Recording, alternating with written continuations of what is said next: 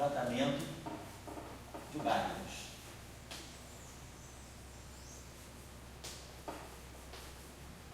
Quem andou mexendo com isso, vocês querem pegar um autor-chave que mexeu bastante bem com isso, foi o próprio Witten. O Witten, no início da década de 80, ele estava bastante interessado nisso. Eu estou me lembrando até na escola de verão de Trieste, quando foi, isso foi em 81, o Witten estava envolvido com mecânica quântica supercinética. As aulas dele foram mecânica quântica supercinética. Depois foi 85, foi 83, porque foi o ano que eu doutorei. 83, na escola de verão, o Witten, então nessa época, assim, tipo, nessa faixa de 81 até 83, o Witten estava envolvido nessa discussão. Então, se vocês quiserem ler um pouco sobre a discussão de férmions, né? Férmions, o modelo sigma, essa época aqui foi a época que se falava dos esquímios. Inclusive o Coleman também teve Trieste na escola anterior. 82 foi a Copa do Brasil. Foi a Copa do Brasil perdeu para a Espanha. Foi quando o Coleman estava lá em Trieste. Então tá. 82, Coleman falou um pouco sobre ele trabalhou essa questão dos esquímios no tratamento de métodos. Ele trabalhou mais com esquímios e métodos. E tinha um estudante egípcio chamado Abuel Saud. O Abuel Saud estava trabalhando essas coisas. Aí no ano seguinte foi o Witten. E o Witten já falou de férmions e modelo sigma lineares na discussão dos esquímios para os bários, porque os bários são fermiônicos, os bários não são bosônicos, são fermiônicos, né? Os mesos é que são bosônicos. Então vocês podem olhar, se vocês quiserem procurar alguma coisa para aprofundar mais essa discussão, então procurem através do Witten, nesse período aqui, certamente vocês vão achar. E as coisas do Witten são muito boas, porque pelo menos as aulas que ele deu lá em Trieste, depois ele sempre fazia paper, né, fazia um paper a partir das aulas. Então, o paper de mecânica quântica e supercimento do Witten, o famoso, ele deu as aulas na Trieste em junho, depois já no meado do ano, lá para o final do ano, outubro, saiu para print de volumétrico, assim, para print volumoso, né, sobre a introdução da mecânica quântica e supercimento, em 81. E em 83 ele já estava mais envolvido com os químicos. Em 85, quando ele foi lá, ele já estava mais ligado a cordas, aí a discussão. Ele tem quantos anos? O Witten, olha, se ele tem no máximo 60. Na época que ele foi lá, estava fazendo doutorado, ele devia ser mais velho do que eu, um pouquinho, 2, 3 anos, 62 anos, 61, sei lá. Para ser grande, qualquer coisa tem que falar fino, né? O Anderson Silva fala fino, o Witten fala fino. O Everton também fala manso, né? O Everton fala super manso, né? Você olha para o Everton, quando ele fala, a voz dele é de um cordeiro, né? É super tranquilo, é um cara verdadeiro Golias, né? Será que Golias também era assim? Vamos lá. Então, só para finalizar isso, eu só dei para vocês os elementos essenciais para entender qual é o problema, né? Agora, mais detalhes do problema, quem também quiser fazer uma boa abordagem, compreender melhor a questão, pode olhar a discussão dos modelos supersimétricos. Modelo sigma supersimétrico, automaticamente você já está tratando férmions e bósons. Então, o modelo sigma supersimétrico ele já te dá os férmions de bônus, né? Se alguém quiser referência sobre isso, eu tenho. Bom, vamos começar então a nossa caminhada para a gravitação como uma teoria de ângulos.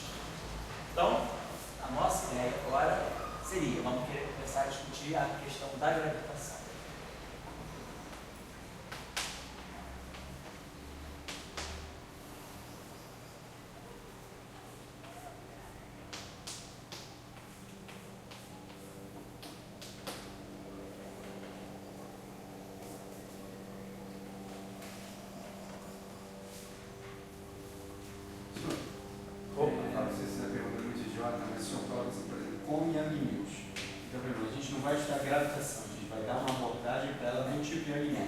Vai estudar a gravitação, mas na formulação de é a gravitação, vamos tirar a curvatura, vamos tirar a equação de Einstein, raiz de menos GR, R menina no meio de G vamos tirar toda a gravitação, só que fazendo totalmente a abordagem, não vamos fazer uma abordagem geométrica, senão não vamos introduzir uma variedade curva, riemanniana, isso é uma abordagem perfeitamente legítima e ótima, mas é a abordagem, vamos dizer, mais do ponto de vista geométrico. Então, vamos fazer uma abordagem mais do ponto de vista da teoria de campo. Vamos olhar, quer dizer, para nós a gravitação é uma teoria de ângulos. A questão é saber qual é o grupo de Gauge, quer dizer, a questão toda de uma teoria de Young-Mills é, de acordo com as simetrias que estão no jogo, saber qual é de acordo com as simetrias que estão no jogo, saber qual é o grupo. Então, a gente imaginar, o que é gravitação? Vou falar de coisa bem simples, né? Para quem quiser depois, tem material para aprofundar, para ler. Eu vou dar as ideias principais para a gente começar a montar o formalismo. Se a gravitação, a ideia da gravitação é uma interação associada ao tensor de energia-momento. Quem é a fonte da gravitação? Em palavras bem newtonianas, né, em palavras bem galileanas, é a massa. Do ponto de vista da relatividade, né, então a gente já sabe que massa é energia. Então, na verdade, numa teoria relativística, massa é energia. Mas energia não é uma grandeza invariante de Lorentz. Energia é simplesmente uma grandeza componente de um quadro vetor. Então, o que é importante é energia e momento. Então, né, dentro dessa análise bem simples, né, eu quero fazer uma teoria para massa. E aí, a massa, numa visão relativística, é energia. Mas numa visão relativística também, a energia ela não é um número quântico definido sozinho, ela é parte de um quadro vetor. Então, na verdade, o que é importante em associação com a massa é, na verdade, o quadro e momento. Né? No referencial de repouso, por exemplo, o quadro e momento é a própria massa de repouso. Se a partícula tem movimento, está em movimento, ela tem quadro e ela tem a parte de energia e tem a parte de momento. Então, para nós, o que é importante, quer dizer, a gente começa a entender que a gente quer falar de uma teoria de Young-Mills que vai estar ligada ao tensor de energia e momento. Agora, você, em palavras simples, vamos dizer, o eletromagnetismo... A fonte... Isso, o eletromagnetismo a fonte é uma interação cujo número quântico é a carga elétrica. Isso. A gravitação seria o mesmo, só que bota massa? Isso, vamos dizer assim, primeira palavra, vamos dizer assim, lapidal é essa. Então, quer dizer, na eletromagnetismo a gente tem a carga, a gente começa com a lei de Coulomb, é a carga. Mas aí as cargas podem estar em movimento, geram correntes. As correntes estão associadas a campo magnético. Mas aí a gente sabe que no fundo, a base de tudo é a carga. Que a corrente é carga em movimento. Quem está dentro da corrente é carga.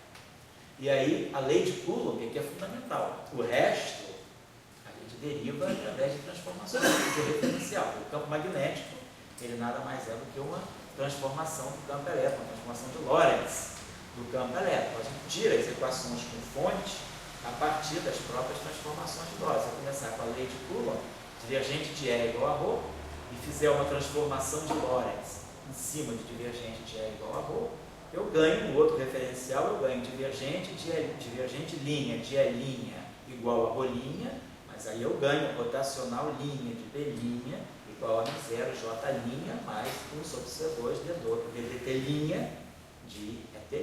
A gente sabe que se a gente começar, se para nós só existir a lei de Coulomb, então é isso aqui. Lei de Coulomb, divergente de E igual a ρ sobre ε0. Aí eu faço aqui um boost de Lorentz, um certo boost. E aí eu vou com outro referencial, no qual eu vou obter divergente linha. Fiz uma transformação de Lorentz. X' é função de x, T' é função de T e de x também. Então eu vou ter aqui ρ' sobre ε0. Só que aqui nesse referencial eu vou ganhar rotacional linha B' igual a R0, ε0. T' linha, J'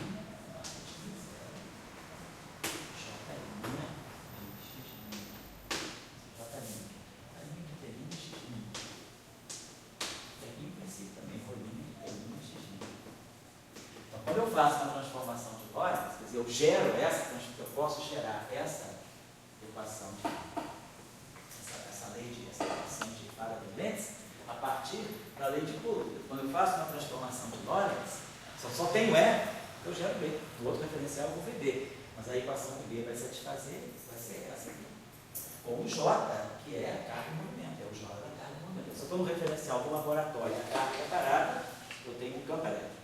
Se agora a carga começa a se mover, No referencial dela só tem campo elétrico. Eu vou para o referencial da carga, eu junto ela, só vejo o campo elétrico. Mas o Saulo está parado no laboratório ali, escrevendo uma carta de amor para a Nayara, ele querendo fazer medições, para ele vai existir uma corrente e uma carga. Ele vai ver uma carga e uma corrente. Então ele vai ver um campo elétrico, ele vai ver um campo magnético, cuja fonte é essa. Mas é. Então, só para voltar. Então, a fonte, no fundo, é a carga elétrica. A corrente, ela está lá, mas a corrente... Agora, claro, posso ter uma fonte diferente, que não está na carga elétrica, que é o spin da partícula. Então, a gente sabe que o campo magnético não depende só de corrente. O campo magnético pode depender também de outros objetos que não são necessariamente as fontes clássicas que Maxwell estudou. Eu posso ter uma origem, né? O campo magnético ele pode também se originar de spin. Se eu tenho partículas com spin, essas partículas com spin, elas têm spin, é momento magnético. Então eu tenho campo magnético gerado também a partir desse momento magnético. Então tem duas fontes, né? É a carga e o spin no fundo. É porque a gente está muito acostumado na eletrodinâmica, né? A gente está muito acostumado a trabalhar sempre com elétron. Então, para nós, a gente tem uma carga, um portador de carga muito convencional. Mas se eu tivesse, por exemplo, uma teoria para bósons vetoriais massivos, W+, então, o momento magnético também, a gente tem que ver, o momento magnético é a fonte, né? Materiais magnéticos, por exemplo, se eu pegar, por exemplo, um material ferromagnético, eu tenho um campo magnético de um ímã, porque quem está gerando ali não são as correntes, né? Na verdade, as correntes microscópicas geram um momento magnético, geram uma magnetização, que é a fonte do campo magnético. Então, mas o fundamental é a carga elétrica.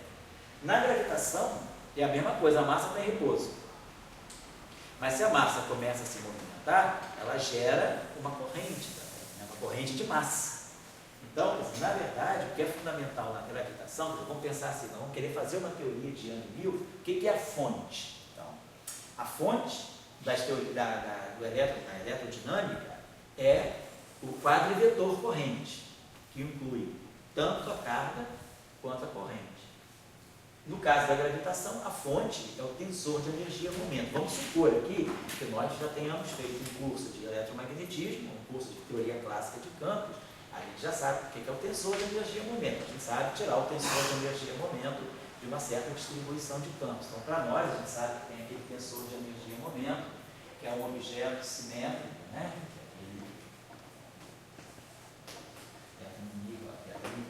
Que a gente pode tirar usando primeiro a formulação canônica, depois a gente corrige a formulação canônica passando para o tensor chamado de Bernstein-Rosenfeld, ou a gente pode tirar o tensor de energia-momento direto das equações de campos. Ou seja, eu tenho tensores de energia-momento que são simétricos. Eu sempre posso escrever, posso sempre simetrizar o meu tensor de energia-momento e escrever um tensor de energia-momento que é simétrico e invariante de Gauge.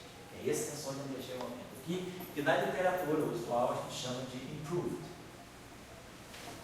Improved no sentido de melhorar. É um tensor de improved energy-momento tensor. Esse tensor de energia-momento, improved é o seguinte: quando você faz a formulação canônica, o tensor de energia-momento canônico que você obtém pelas equações, pela fazendo a invariância translacional, ele não é simétrico. Ele só é simétrico no caso de spin zero. Então, se você pegar esse tensor de energia-momento, é o que a gente chama de canônico, né? O TMI canônico. Sai do formalismo canônico como se DL, D, dB, de um campo φ qualquer. dB menos eta em L, tensor de energia-momento canônico, sai do formalismo canônico, impondo invariância translacional do Lagrangiano, né? Ele é conservado? Sim, é conservado. Mas ele não é simétrico. Ele só é simétrico se o campo tiver spin zero, se o campo for escalar. Se o campo for espinorial ou vetorial, qualquer campo que tenha índice, ele perde a simetria. E ele também não é invariante de Gauge em geral. Então a gente desimprove, a gente melhora, a gente pode melhorar esse tensor de energia-momento, eliminando a assimetria dele. A gente sabe que a parte antissimétrica dele está ligada ao tensor de spin. Então eu posso corrigir esse tensor introduzindo termos que são ligados ao tensor de spin, mas que não vão mudar a energia do sistema. A gente produz derivadas, né? Aquela formulação que é o chamado tensor de energia-momento de Pelifant-Rosenfeld. A gente corrige esse tensor de energia-momento pelos termos de tensor de spin, e aí eu ganho um tensor de energia-momento que é simétrico para qualquer spin, independentemente do spin, ele é simétrico, invariante de Gauge. Então, por isso que a gente chama de improvement, porque a gente melhorou, a gente trabalhou em cima do tensor de energia-momento para obter esse tensor de energia-momento. Ele descreve a mesma energia e ele é simétrico e invariante de Gauge. Então, vamos usar ele que vai ser, vamos dizer assim, um número quântico da gravitação. Então, eu quero escrever, então vamos pensar aqui, eu quero escrever, então, aí a gente vai começar a pensar, vamos fazer os nossos elementos assim, bem simples de Young-Mills. Qual é a ideia do Young-Mills? O que o campo de Young-Mills faz? Quando a gente introduziu a auto-interação... Pois não, pode falar. Eu acho que tem duas gravitações, assim. Duas massas, vamos chamar assim. Sei. Uma da massa inercial, do princípio da inércia. Sei. E a outra que faz os planetas se atraírem. Sei, a massa gravitacional. O que eu te pergunto, quando você pegou a carga, estava parada, a carga era uma fonte daquele campo elétrico. Certo. Depois você botou em movimento, você criou Elinha, Belinha, etc. Tá. Quando você passa uma massa parada, a pergunta é qual é o campo que ela gera. Isso. Quando ela entra em movimento, Isso. o momento de Newton Isso. não gera campo eletromagnético. Na versão newtoniana. Então, quer dizer, porque talvez ele esteja só com a massa inercial. Não, porque na verdade ele está falando só de ele está falando de uma teoria de gravitação truncada. A teoria de gravitação dele, a gravitação, na verdade, ela deve ser relativista. O que Newton está pegando é apenas o limite não relativista de uma teoria mais completa, é isso. Então, para ele é só massa, Tem uma massa inercial e tem uma massa, vamos chamar gravitacional. É. Pode ser que em limites outros sejam uma mesma coisa. Mas tem que estar explicado porque, vamos dizer, a questão é justamente que a gente pergunta primeiro é por que uma corrente elétrica gera campo magnético e um ônibus caminhando não gera um campo. Quer dizer, o campo gravitacional de um objeto que está parado, de um objeto que está em movimento, claro, você só vai modificar o campo gravitacional pela ação do movimento, mas você não vai gerar um campo novo, isso é verdade, né? No caso da corrente elétrica, você gera um B, você gera um novo campo, um campo magnético, que é a expressão da corrente. Então, você gera duas famílias de campo, na verdade. Campo gravitacional. Agora, na teoria de Maxwell, na teoria de Einstein, na versão relativista da gravitação, aí sim, a corrente, o tensor de energia-momento, ele tem várias componentes. Ele tem a componente 00. Então, a componente 00 é a energia. A componente 0i é a densidade de momento. E a componente T, delta e J são aquelas componentes que a gente chama de componentes de cisalhamento, ou são as componentes de tensão, né? É o stress tensor, o tensor de tensões. Então, esses três objetos aqui, eles dão, é como se fossem três correntes. Você teria o ρ, aqui é um escalar, ρ, isso aqui é um vetor, é o J, e isso aqui é um tensor. A novidade agora é que eu tenho objetos tensoriais gerando, né? Lá eu só tenho carga e corrente. Quer dizer, vamos dizer, o eletromagnetismo, ele é bipolar, ele é dipolar. Então, você tem uma corrente. Tanto é que o campo eletromagnético, ele é um quadrivetor. Um vetor, ele dá origem a um dipolo. Aqui, eu tenho dois índices. Na verdade, a gravitação é uma interação eminentemente quadrupolar, porque ela tem, na verdade, dois vetores. Então, o que ela, na verdade, define, a gravitação, ela está intrinsecamente ligada a um quadrupolo. Por exemplo, se eu tivesse um campo escalar, ele não tem índice, então ele é um monopolo. Então, o campo escalar, ele é bom para interações monopolares. O campo eletromagnético, ele está muito ligado à interação dipolares, porque ele é um vetor. Então, se ele é uma μ, um vetor define um dipolo. E um bivetor, quer dizer, um tensor, é como se tivesse duas direções, a direção I e a direção J. Então, ele define um quadrupolo. Então, a gente podia pensar dessa forma. A introdução da interação gravitacional, ela tem também uma origem muito quadrupolar. Mas, você está falando. Então, a gente vê que, na verdade, aqui no eletromagnetismo, se eu estou no repouso, eu só estou no Rho. O Rho vira um J, que dá uma equação de continuidade. Qual é a equação de continuidade aqui? DI, JμI, igual a zero. Aqui, a fonte é o θμi. Mas o tensor de energia-momento também é conservado. Então, eu tenho essa lei de conservação aqui. θμi igual a zero. Então, quer dizer, aqui as fontes são escalar, vetor e tensor. Aqui é um tensor. Esse tensor aqui é simétrico. Tem 3 componentes. Então, isso aqui tem 6 componentes, 6 e 3, 9 e 1, 10. São as 10 componentes que estão no θμi simétrico. Mas quem que corresponde ao campo dele? Você tem ali um campo elétrico e um campo magnético.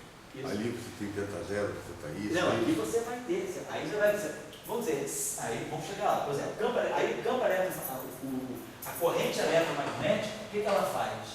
Ela se acopla com o campo eletromagnético que ela gera. Então, o que você gera? Você gera φ e A. Ou seja, você gera E e B.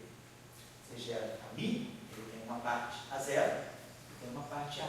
Então, o A zero está ligado ao Rho. E o J está ligado ao A. Parte vetorial, potencial vetor. Na gravitação, então, se eu for pegar a mesma lição de Young Mills, o que eu devo fazer? Eu devo estar acoplando essa corrente a um campo. Esse campo vai ter que, isso vai ter que dar uma densidade de energia, então tem que ser um escalar de Lorentz. Vamos dizer, eu introduzo aqui um campo que eu possa chamar de φ. Então, para mim, pode chamar de H. Então, eu introduzi um campo de rank 2. E aí, claro, o θ00 vai estar se acoplando ao H00. O θ0i vai se acoplar ao H0i. E o θj vai se acoplar ao HIJ. Então, eu estou gerando campos, escalares, vetoriais e tensoriais. Porque o tensor de energia-momento tem essa componente. Então, é como se aqui, aqui eu tivesse algo que é monopolar, aqui eu tenho uma componente de polo, que é um vetor, e aqui eu tenho uma componente de quadrupolo. Então, no campo eletromagnético, o quadrupolo não aparece. Na primeira, eu posso gerar, claro, eu posso falar de um quadrupolo elétrico, de um quadrupolo magnético, mas isso já é uma expansão, já é um campo, já é mais altas ordens, uma expansão mais alta. Aqui não, o quadrupolo aparece logo no próprio campo. Tem uma parte quadrupolar. A própria corrente já te indica essa componente quadrupolar. Então, se você quer fazer o paralelo com o Young Mills ou com Maxwell, você tem uma corrente, uma densidade escalar, que está associada ao campo E, tem uma densidade, uma corrente que está associada ao campo magnético, então você tem lá. E tem para ali. Aqui não, aqui você ainda gera uma corrente tensorial, que é um tensor de tensões, que vai te gerar as componentes HJ. Então, para nós, a ideia é justamente essa.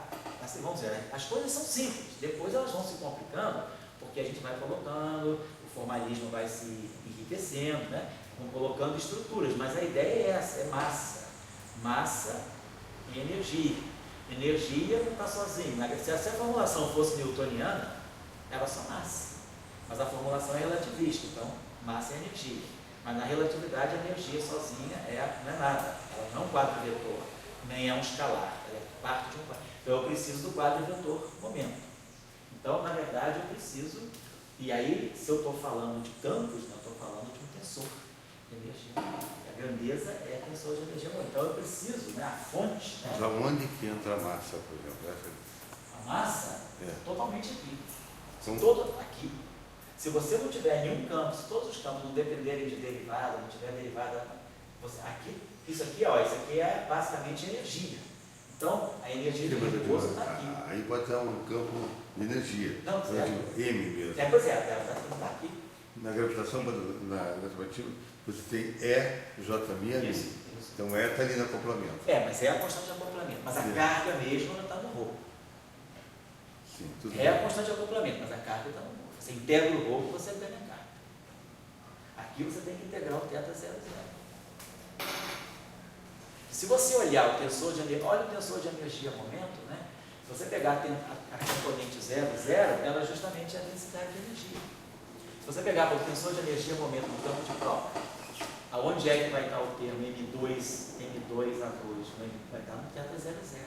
Então, o θ00 é a parte, é a interpretação que a gente dá do tensor de energia momento, é que a densidade de energia é a componente 00 dele.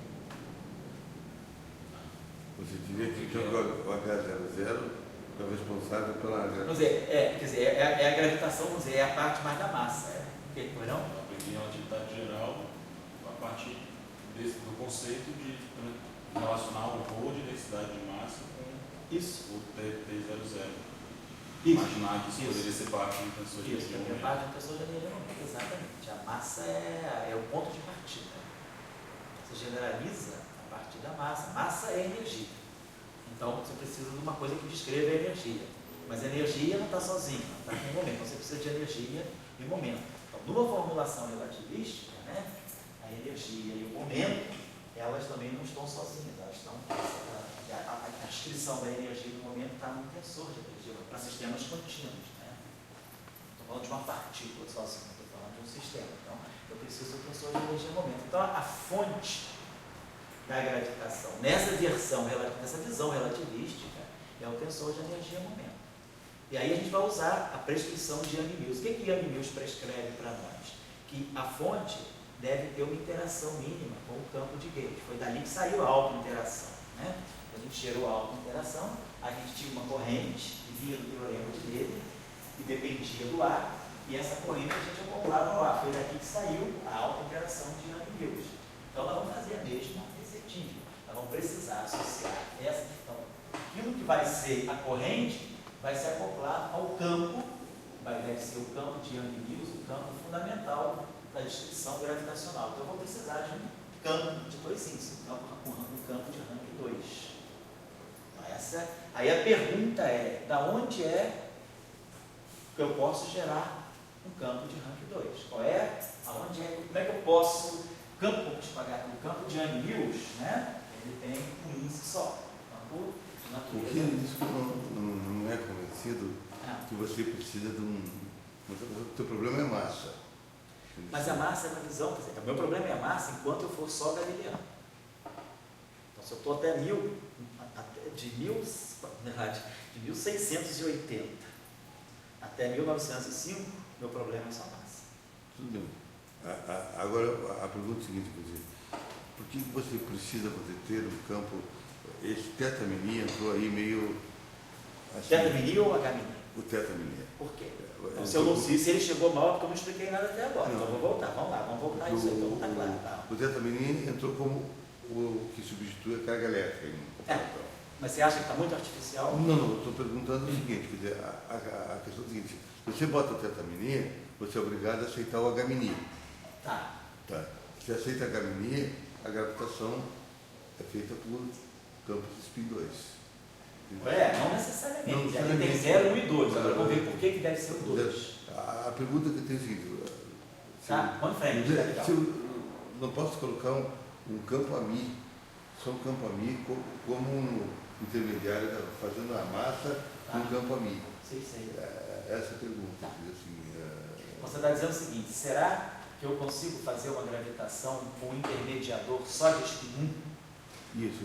Então a pergunta é, por que a gravitação ela precisa do spin 2? Por que o eletromagnetismo, por exemplo, não precisa do spin 2, mas precisa do spin 1? E por que a gravitação precisa do spin 2 e não precisa do spin 1? Se eu colocar dessa forma, está claro para você? Tá. Então tá legal. Não, isso é importante, a gente tem que definir, a gente está falando de coisas bem simples aqui para poder ter o fundamento bem organizado. Então vamos pensar, o que acontece aqui? Bom, agora vamos ter que fazer um pré-requisitozinho dos nossos cursos de teoria de campos aí. Qual é a grande característica do campo de spin zero? A gente tem o campo de Klein-Born, o campo de spin zero, Lagrangiano. O que é importante nesse propagador? Quando a gente tira o propagador do campo escalar e a gente acopla o campo escalar a uma fonte e a gente tira a interação entre duas fontes intermediadas por campos escalares, como é que é a interação escalar? O que é acoplar um campo a uma corrente? J φ.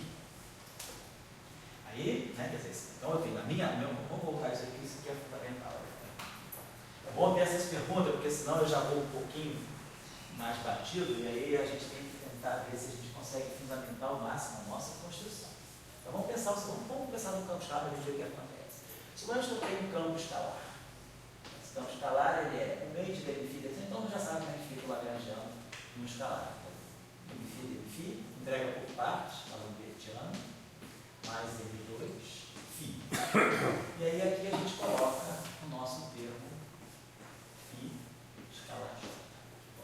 Então acoplou o campo com a fonte. Então esse ponto a gente sabe que se a gente tirar a equação de campo, a gente tem lagrangiano mais M2 φ igual a uma fonte. Então a minha pergunta é, qual é a interação entre essas fontes? Então a gente sabe que o campo φ ele é é menos d'Alembertiano, né? Então, o campo φ ele vai ser menos d'Alembertiano mais M2 a menos 1 J. Estou colocando tudo esquematicamente, eu não estou repetindo aquelas empresas. Na verdade, é uma função de Green. Então, meu campo φ é a função de Green, vou dar aqui, a função de Green vezes J. Claro, está tudo implícito que φ de x é integral em dx' de g de x menos x', J de x. Estou colocando esquematicamente. Então, o campo ele foi resolvido em função da fonte através disso aqui. Oi, Felipe, tudo bem? Então, foi resolvido através da fonte disso aqui. Então, eu sei que é meu φ. Então, quando eu colocar isso aqui, nessa construção aqui, quem é meu φ? Meu φ é g φ, GJ. E aí aqui eu tenho menos d'Alembertiano mais M2. Estou fazendo esquemático também, porque esse ponto eu sei que todo mundo já sabe que está incluído isso aqui. E quem é meu φ? É GJ. Quem é meu φ? É GJ vezes J. Eu posso botar aqui, tá? J, G, φ. Eu tenho aqui, J, J. E aqui tem o meio, né?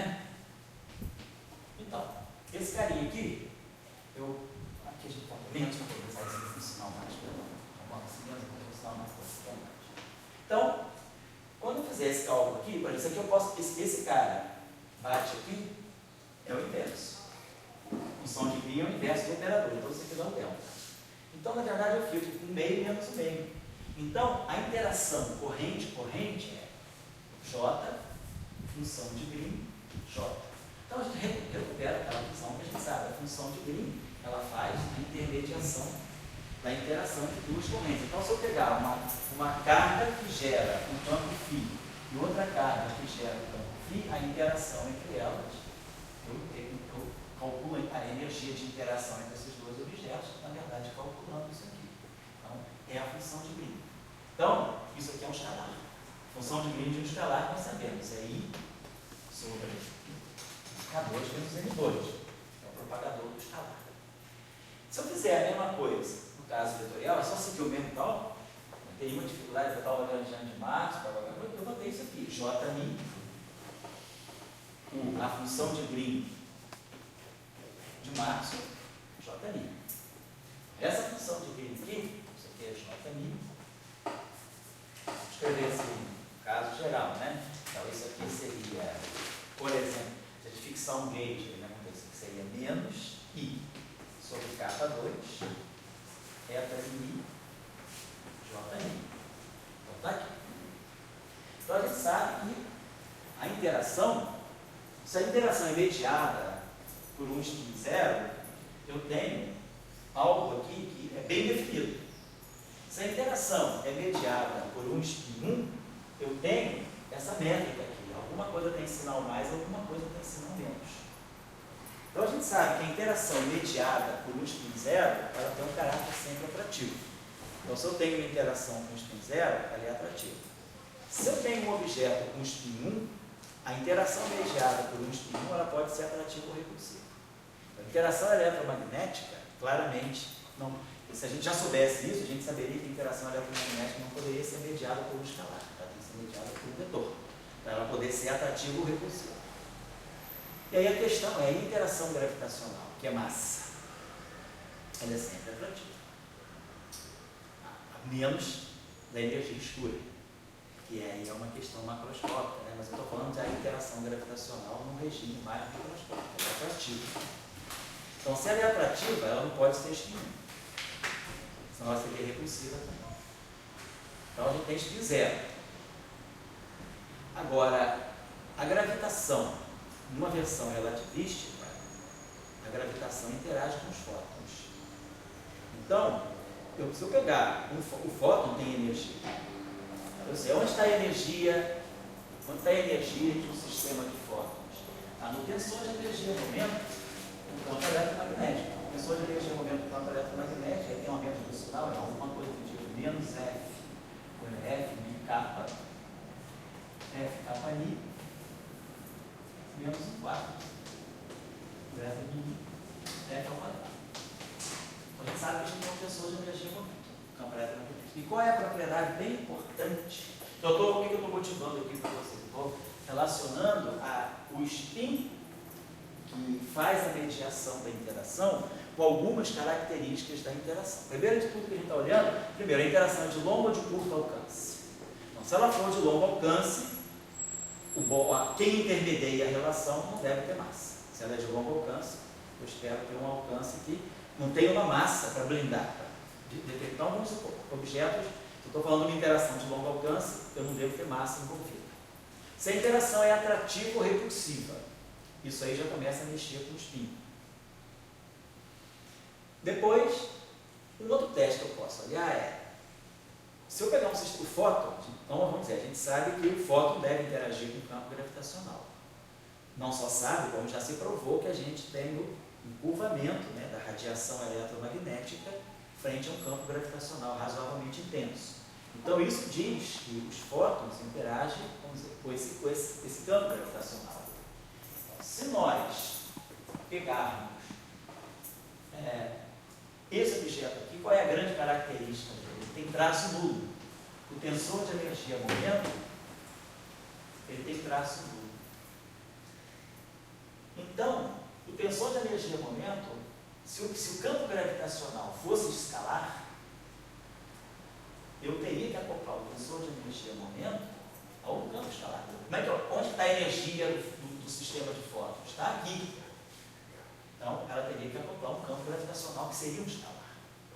Então, se o campo gravitacional fosse um escalar, ele nunca ia ver o tensor de energia-momento de fóton. Então, esse teste que dá o encurvamento da radiação eletromagnética no campo gravitacional elimina a possibilidade do campo gravitacional estar todo no escalar, porque senão não teria o encurvamento dos fótons, né, da radiação luminosa no campo gravitacional. Aí seria um outro elemento que eu vou colhendo para ir sabendo para onde é que eu vou me direcionar com o campo gravitacional. O outro ponto é a questão da gravitação ser atrativa. Então, isso elimina a possibilidade do spin 1. Claro que a gente pode pensar o seguinte, quando a gravitação, agora a gente fala de energia escura, e a gente tem um setor repulsivo da gravitação, a distância na taxa de megaparsec, né, dessa escala de megaparsec, a questão é, será que isso aí está me dizendo que nessa escala eu tenho que introduzir um campo gravitacional da gravitação, um campo vetorial? Mas aí a gente tem que dizer, isso aí é uma escala muito macroscópica, a gente está fazendo uma descrição mais microscópica, então a gente não está querendo cobrir a discussão da energia escura dessa forma. Não é impossível, não, mas nesse momento a gente não está interessado nisso, a gente está interessado no campo gravitacional, num regime mais microscópico, onde a gente sabe que ele é atrativo. Então, eu acho que esse argumento, não vou dizer que é o argumento definitivo, mas é o melhor argumento que eu considero, assim, que eu vejo, para a gente poder eliminar a possibilidade do campo gravitacional ser spin 0. Puro. Se ele for só spin 0, não dá. Se ele for só spin 1, também, nós temos um problema da repulsão. Objeto de spin 1, a interação é atrativa ou repulsiva. Pois não. No spin 1, se você tivesse outros campos, outros propagadores, certo, eu poderia fazer um somatório aí, quer dizer que você poderia ter uma circunstância, certo, se pudesse ser atrativo, só atrativo, esse caso especial, certo, sem dúvida. Mas outros casos. Poderia, então, esse teste poderia passar aqui. E depois do segundo argumento lá do sigma tetami, sigma. se você tivesse uma interação do campo gravitacional com o eletromagnético, tipo tem em Young Mills, o átomo, né? Assim, não estava ser dessa maneira tão clássica, se encontrasse com simetria, de alguma maneira, Sim. você poderia evitar que fosse esse o único caminho de Claro. coisa. Isso, eu estou pegando a coisa mais Não, reducionista ele está possível. conversando justamente Estou porque pegando a maneira mais simples são as possível. gênesis de uma teoria, né, que você, depois que você pega o embalo... Depois você vai na direção. Eu é, estou tentando argumentar com você por que a direção do spin 2 faz sentido. Eu não estou provando que ela é única. Estou provando que ela é a mais mínima, a mais minimalista, vamos colocar assim, a mínima possível. Tá? E aí a gente fica. O que acontece com uma interação mediada por campo de spin 2? Claro, a função de Green de um objeto de spin 2 é uma função de Green, claro, composta. É um G' capa lambda. E aí aqui eu teria uma fonte θ' e uma fonte capa lambda. Isso aqui seria interessante. Eu teria que olhar essa função de Green. Então eu teria um objeto aqui que pode ter spin 2 e massa nula. Ele interage com o campo eletromagnético, dessa forma aqui, o meu H' interagindo com o campo eletromagnético, sem enfrentar o problema do traço nulo, ele não vê só o traço, ele está vendo tensão de energia. Então, a partir daqui, o meu fóton certamente sofreria, a trajetória do fóton sofreria um deslocamento do campo gravitacional. E a interação do spin 2, se a gente olhar a análise do propagador, ela é uma interação atrativa. Então, com isso, dentro do conjunto de spins inteiros, eu poderia ter 0, 1 e 2. Dentro do conjunto de essa spins. palavra é só uma coisa que uma palavra delicada. Você diz, bom, quando eu botei θ' e H', eu vou encurvar o fóton. Aí eu digo assim, eu estou falando porque o Einstein falou, foi claro, né? O fóton encurva, não sei o que lá. Mas a gente não está falando de fóton encurvado, a gente está falando do fóton ser defletido. Tem um espalhamento. O fóton passa no campo gravitacional, ele não passa transparente. Ele sofre uma deflexão. Não é um neutrino, ele interage como os outros, todo mundo interage. Aí você está com nada especial do que... mas se o campo gravitacional fosse de spin zero, isso não aconteceria. O fóton passaria batido. A interação dele, então ele teria sempre movimento retilíneo uniforme, ele não sofreria um ângulo de deflexão. O que faz a deflexão é justamente θ' não ser zero, ele se acoplar a alguma coisa que vai fazer a deflexão. Vamos dizer, só já um pouco na ponta, quer dizer, o espírito então é todo você buscar uma simetria para que acomode isso, mas sem estar preocupado que essa coisa que a massa encurva o espaço, isso não é tua preocupação. Não, isso pois é. A nossa ideia não é o princípio da equivalência. Estou dizendo assim, a massa causa uma modificação da geometria do espaço e tempo. Eu não quero chegar, eu estou só argumentando com campos. A gente vai chegar, quer dizer, a gente quer chegar ao fenômeno gravitacional baseado só no que a gente sabe na relação mais estrita possível que a gente puder fazer com o Young Mills, com Maxwell, para dizer a verdade. Não estou dizendo nada que estou introduzindo uma geometria. Para mim, ainda, a geometria é o espaço não pode. Quer dizer, você está dando esses argumentos, vamos chamar assim, heurísticos? Heurístico, super heurístico. Para depois buscar uma simetria, né? A gente quer buscar esse momento aqui. Se esse objeto aqui é conservado, ele é conservado às custas de qual simetria? Qual é a simetria que garante a conservação do tensor de energia-momento? É a simetria translacional.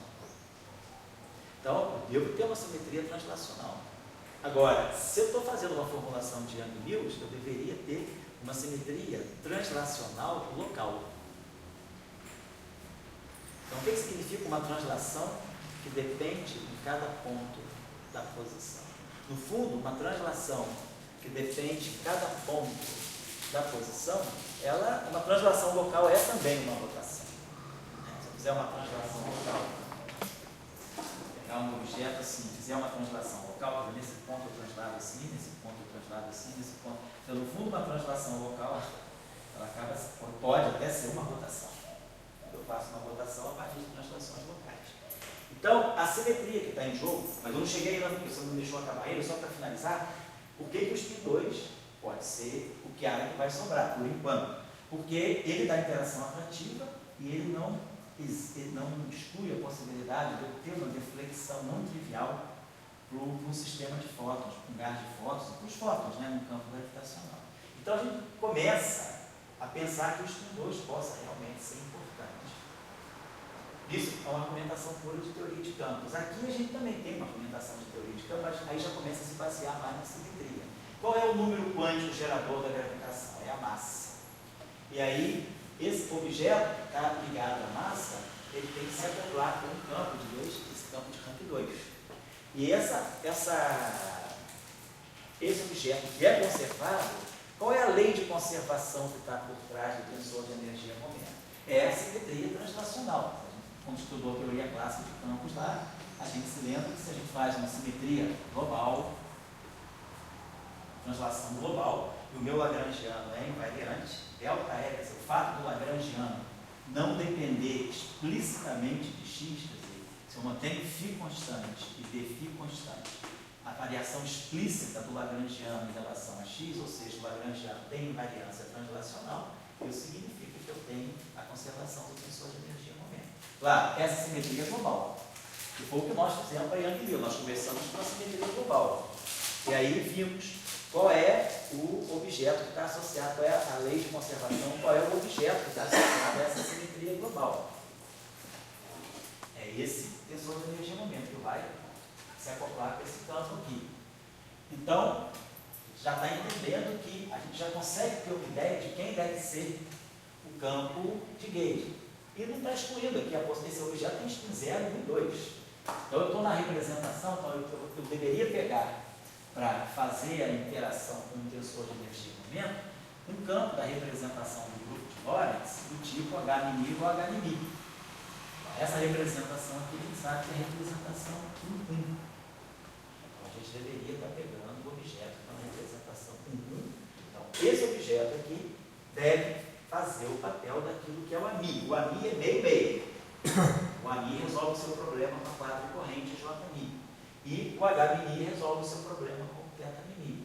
Esse objeto aqui. Então, a gente sabe que esse objeto tem spin 0, tem spin 1, tem spin 2. Então, pelo menos o spin 2 está aqui. Aí a pergunta é, eu quero fazer uma formulação genuína para spin 2? Eu quero deixar passar todo mundo? Pode ser? Ou eu quero suprimir o spin 1 e o spin 0? Eu já sei que eu conheço, sei uma teoria de campo para spin 1, teoria de Deus. Conheço teoria para spin 0, que é o modelo Sigma não linear, por exemplo. E aí a minha pergunta, o que seria uma teoria de campos, né, para spin genuinamente 2? Se eu quiser tirar o spin genuinamente 2, o que eu tenho que fazer? Então, a gente sabe já da nossa lição, das lições precedentes, é que a gente precisa introduzir uma simetria de gauge. Então, eu devo construir, então, eu já estou entendendo que eu devo, a minha pista primeira é, eu devo ter um campo simétrico. Devo ter essa simetria. E devo ter spin 2. Spin 2, essa lei de conservação por causa dessa simetria. Então, a pergunta é, qual é o grupo que eu poderia estar pegando? Eu deveria estar pegando qual grupo aí? Qual é a simetria, então? Se eu tenho invariância translacional, né? Então, a gente sabe que a invariância translacional ela é parte do grupo de Poincare. Então, quando a gente está pegando, quem é o grupo de Poincare? O grupo de Poincare é o grupo de Lorentz, né? É o grupo de Lorentz, e acrescenta o grupo de Lorentz, né? Soma direta, soma semi-direta, a gente acrescenta aqui as translações. As translações quadridimensionais. Basicamente, é isso que é o meu grupo de Lorentz. Que é a álgebra de Lie, né? O grupo de Lorentz é o produto tensorial, semi-produto tensorial, porque os T's não comutam com os geradores dos S. Mas, basicamente, isso aí, você deveria, a simetria, o grupo Poincare é isso. A simetria translacional é essa aqui. Mas, uma simetria translacional local, ela no fundo pode dar uma rotação. Essa transformação, se eu fizer uma translação local, o que é uma translação local? Seria isso. Vamos supuser que eu pego um campo, sei lá, pego um campo quadro redondo, ali, Se eu fizer essa transformação de x' mi, é x' mais xi. E esse xi aqui é um xi de x. Qual é a transformação desse campo aqui? Então, a linha mi. Assim, a linha mi. O x', a derivada do x' mi em relação a derivada do x' em relação ao x' mi.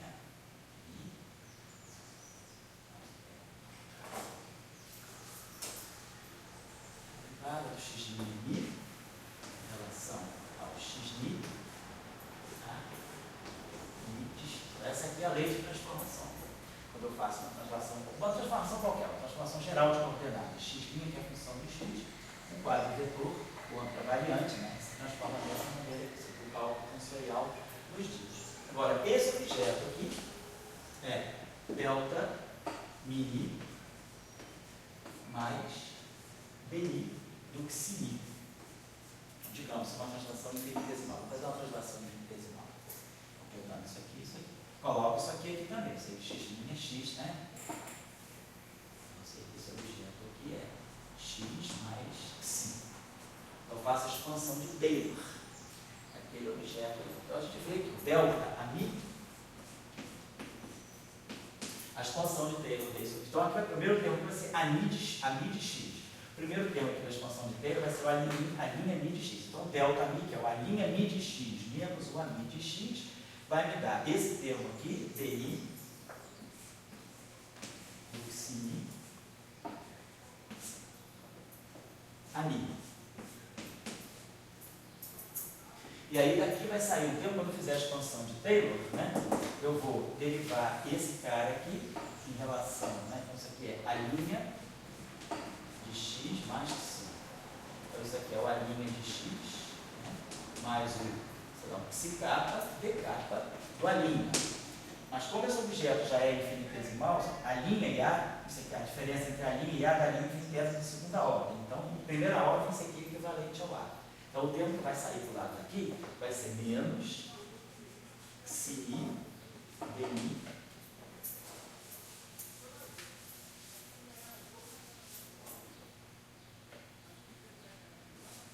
atuando, menos xi di a mi. Então, isso aqui seria a transformação infinitesimal de um campo vetorial sob, né, uma translação local. Então, a gente vê aqui, ó, a translação local está dando a derivada do parâmetro. Né? A derivada do parâmetro, ela está me indicando que isso aqui, se eu tenho uma derivada do parâmetro numa transformação, basicamente, se a transformação não fosse local, eu teria simplesmente isso. Isso aqui é uma translação infinitesimal. Agora, isso aqui seria um termo homogêneo. Isso aqui, quando começa a derivar o parâmetro, eu tenho um termo homogêneo. Então, está ficando claro para mim que se eu pegar uma translação local, esse termo aqui, ele deve estar influenciando na lei de transformação. É o termo tibiano. Então, a pergunta é, eu posso fazer, quando eu quiser reproduzir a gravitação, eu faço, na verdade, o gauging da translação, e eu deixo o setor de Lorentz inerte, ou o que eu faço? Quer dizer, será que eu teria que fazer o gauging com a carreira inteiro? Ou eu considero só as translações locais? E o que acontece com o grupo de Lorentz? Será que o grupo de Lorentz fica global? E eu faço só transformações. Bem, estou quase acabando aqui, tá? Você quer a chave de lá, não é? Eu sou, a Beatriz me falou, depois eu dou para vocês aí, pode deixar. Então, eu faço translação local, quer dizer, ou eu faço com Poincaré totalmente local, e Lorentz fica só de espectador. Uma outra cada essa é a discussão que a gente está se colocando. Então, nós estamos caminhando na pista do que é o número quântico, do que é a interação entre a carga conservada associada a esse número quântico e o campo. Então a gente começa a tirar a gente já começa a tirar uma identificação do campo de gauge da gravitação. Então, deve ser um campo simétrico de rank 2, portanto, ele está na representação 1 do grupo de Lorentz. Então, ele tem spin 0. Desculpa, meu transformer em simétrico, ele é simétrico por algum... Não, ele é simétrico, não é simétrico, ele é nato simétrico, porque a parte ansimétrica vai desacoplar, porque o teta mini é simétrico. Então, só a parte simétrica só. Então, esse campo aqui, ele tem esses 3 spins. Agora, a pergunta é, se esse campo é um campo de gauge, como a gente está falando aqui, então, se eu quero fazer uma teoria, aí é minha escolha, eu quero deixar passar os 3 spins ou não. Eu já conheço uma teoria para spin 0, modelo sigma, conheço uma teoria para spin 1, Young Mills, quero saber agora. Então vamos ver, é uma questão mínima. Vamos escolher só o setor de spin 2, vamos ver o que a gente pode trabalhar com uma interação em que eu tenha só o spin 2. Então, aí a gente está vendo. Se eu fizer uma translação local, translação local, derivada do parâmetro. Então, isso aqui claramente deve ser o parâmetro de Shift. Tá? Eu devo ter um parâmetro de natureza vetorial para acoplar isso aí. Então, o parâmetro, né, o parâmetro de gauge, ele vai estar ligado ao tipo de transformação que a gente sabe. Transformação de gauge. Parâmetro é escalar, eu estou associando esse parâmetro escalar a uma corrente que é conservada, eu sei então qual é a transformação. Então, a transformação do meu objeto ela deve depender disso aqui. Então, a pergunta agora é a seguinte: se eu faço a translação local, como nós já percebemos, né, que no fundo é a simetria que está associada ao tensor de energia-momento, são as translações, mas as translações elas estão dentro do grupo de Poincare. Então, a discussão que a gente vai ter que fazer é saber se, ao fazer o gauging das translações, o que acontece com Lorentz. Eu faço gauging de todo o Poincare, eu faço gauging só das translações, ou eu posso fazer o gauging da simetria de Lorentz também. Então, vamos colocar dessa forma. Tem duas maneiras distintas de abordar o problema.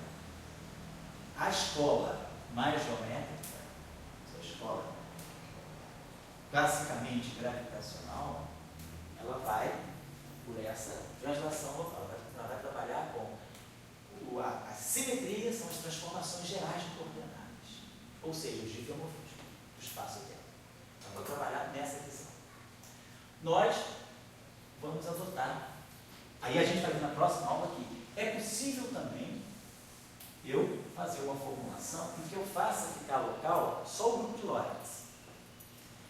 O grupo de Lorentz ser local, não mexer nas translações. Se eu fizer, a minha pergunta é, se eu fizer uma teoria de Young-Mills para SO13, eu sei fazer teoria de Young-Mills para SO3, para SO4, para SUN, aí a minha pergunta é, será que eu consigo fazer uma teoria de Young-Mills para SO13? Então, pega o grupo de Lorentz, faz uma teoria de Young-Mills. Por que é interessante fazer uma teoria de Young-Mills para o grupo de Lorentz e não para a translação? Porque as translações são comutativas. O grupo das translações, os geradores das translações, eles são abelianos, né? Momentos comutam.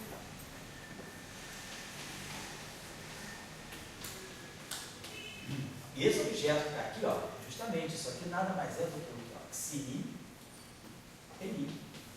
É um, a menos de um I, né? Quem é o operador de momento? O operador de momento é I deli. Então, isso que está aqui, ó, é o Xi, Ni. Então, é parâmetro e gerador. Mas os geradores comutam. Agora, se eu pegar o grupo de Lorentz, quem são os geradores do grupo de Lorentz? Os objetos que a gente chama de sigma mini.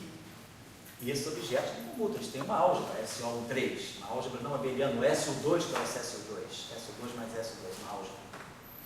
Então, a pergunta é, se eu fizer uma teoria de Young-Mills, fazer uma formulação de Young-Mills para o grupo de Lorentz, eu tenho uma formulação genuinamente não abeliana. Estou dentro do grupo de Poincare. Estou. E aonde é que isso vai me levar? Então, nós vamos adotar esse ponto de vista. Eu vou trabalhar mais essa ideia fundamental na aula que vem. Nós vamos fazer, então, para nós, formular a gravitação como sendo uma teoria de Young-Mills, sim, mas não para as translações, porque não pode ser, a translação é comutativa. Então, vamos fazer uma teoria de Young-Mills para o grupo de Lorentz. E aí a gente vai ver que ao fazer uma teoria de Young-Mills para o grupo de Lorentz, automaticamente as translações locais são geradas. Então a gente vai gerar translações locais, no fundo, a gente não vai perder isso aqui, nem a conservação. Porque eu vou fazer uma teoria de Young-Mills locais. Então, o Young-Mills feito aqui, ele é compatível com esse, eu não preciso localizar as translações, elas já saem automaticamente locais. E aí as translações locais são funções da energia no momento. Então eu não perco a chance de estar realmente fazendo algo que eu pretendo que seja uma teoria de gravitação. Então essa é a argumentação básica. Então nós vamos querer motivar a gravitação como sendo uma teoria de Young-Mills para o grupo de Lorentz. Olha para a álgebra. Quem é a álgebra do grupo de Poincaré? MM dando M's, né? Sigma, sigma dando sigmas. PP, zero.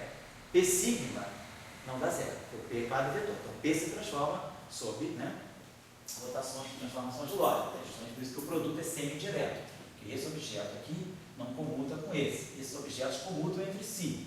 Esses não comutam entre si e nem esse comuta com esse. Então eu posso botar uma função com um produto direto. A gente sabe que se eu pegar um gerador de uma rotação, um gerador de Lorentz, sigma mini, atuando no PK, a gente sabe que isso aqui dá para nós menos I eta mini K, PI menos eta mini K, PMI. Então, esse comutador não é zero. Então, esse objeto aqui, vamos dizer assim, ele tem números quânticos de Lorentz local, que o comutador não é trivial. Então, automaticamente, ao fazer o gate do grupo de Lorentz, a gente sabe que a gente está também trazendo a rotação. Se isso aqui comutasse, a rotação ficaria ortogonal. Ela seria neutra. As translações seriam neutras.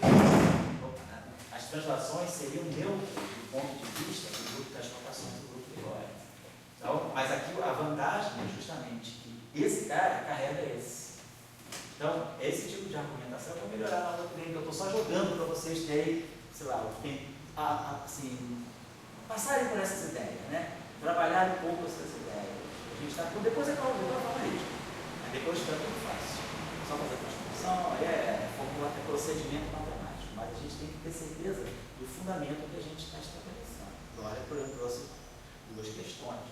Os zeros e um. Então a pergunta é, será que eu preciso realmente eliminar os zeros? Então vamos dizer, eu posso adotar um ponto de vista mínimo. Vamos só o spin 2. Será que daqui vai sair só spin 2? Tá vendo? Não. Então, vamos ver. Spin 0 e 2 estão todas sempre caminhando juntos. Mas não vamos querer tirar o zero.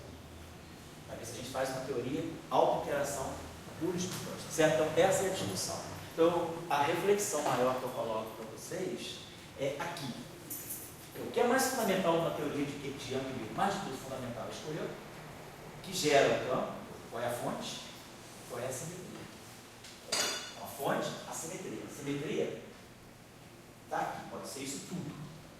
O que nós vamos, será que precisa escolher tudo? O que nós vamos escolher? Então, essa aqui é a discussão. Eu faço gauge de todo o Poincaré. Tem formulações que fazem isso. Posso fazer gauge de todo o Poincaré, faço gauge só da translação ou faço gauge só do Young-Mills. Então, por exemplo, na tribo da relatividade, vamos dizer, o relativista clássico, né, o relativista que estuda mesmo a gravitação por argumentação geométrica, ele está mais interessado na formulação da gravitação como sendo uma teoria associada à simetria sobre transformações gerais de coordenadas, de geomorfismo, tá? Do local. Para nós, da tribo, vamos dizer, da supersimetria, da supergravidade, o pessoal da física de campos em geral, nós vamos ter uma visão de gravitação, mas olhando mais o Young-Mills do grupo de Poincaré. E aí a gente vai ver que o Young-Mills do grupo de Poincaré automaticamente gera translação local. Isso aqui vai sair sem eu precisar fazer uma translação local diretamente. Isso aqui vai sair quando eu fizer o próprio gauge do grupo de Lorentz local. Isso vai aparecer. E aí nós vamos ter uma teoria de gauge bastante rica, com dois campos, com dois setores de campos de gauge, duas field strengths, e aí a gente vai ver quando é que essas duas coisas são independentes ou não. Aí que a geometria vai sair. Nós vamos tirar o tensor de rima, vamos tirar o tensor de torção, vamos tirar curvatura, vamos tirar toda a geometria métrica, mas nós vamos sair de objetos mais fundamentais. Então a geometria não vai ser perdida, mas nós não vamos partir dela, nós vamos partir da discussão da interação, e a interação é que vai construir a geometria para nós. É isso que nós queremos fazer, porque essa é a visão de Ian Newton. E a partir da interação a gente gerar a geometria. É um ponto de vista, tá? Não significa que é a única maneira de fazer, tá? Então, em geral, esse ponto de vista é menos comum quando se fala de relatividade, de gravitação, porque a gravitação está muito ligada à formulação da relatividade geral, que é a formulação mais einsteiniana. Correta? Sim, claro, correta, mas é uma formulação que é mais problemática. Se a gente adotar aquela formulação, a gente não vai conseguir colocar espirro. Você não consegue introduzir Fermi na relatividade geral se não fizer Lorentz local. Na hora dos bósons, tudo fica legal. Se eu quiser adotar a formulação geométrica de Einstein, eu posso fazer campo escalar, posso fazer todos os campos bosônicos. Mas na hora do elétron, eu estou ferrado. Mas José, aqui para o Jornal Nacional, você É o que o William Bonner. o Einstein está errado? Dizer que Einstein está errado? Não, eu dizia que Einstein errado, não acho que Einstein deu o tiro certo.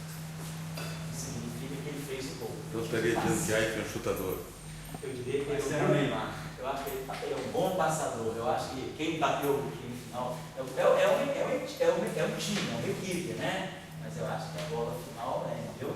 Ele enquadrou, botou uma bola, assim, Manchete do Jornal Nacional. Oi? Manchete do Jornal Nacional. Einstein estava errado. Não. Essa manchete é sensacionalista. Essa manchete sai do